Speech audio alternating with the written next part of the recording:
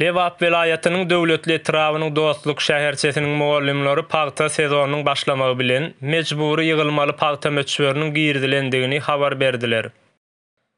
Atlarynyň gizliň galmagyny talap eden mugallimler günlük paýta çykmamyz üçin basyş edilýär diýdiler. Eger paýta gitmejek bolsaň günlük 15 manat möçberinde mugallimlerden kanun daşy pul talap edýärler. Bu hem aýlyk 450 manat, ýagny aýlygyň 4den 1 bölegi bolýar. Aýlyklaryny bankomatlardan çekip bilmeýänliklerini hem dile getiren mugallimler, onsuzam aýlyklarymyzy wagtynda elimize alyp bilemizok. Üstösüne ýygylmajak paýta üçin bizden pul talap edýärler diýip dillendiler. Mugallimler bu haksyz meseläniň günäkär hökmünde mektep müdiri Agymraz Seýdaliýew we etrap häkimi Erkin Açylow görýärler.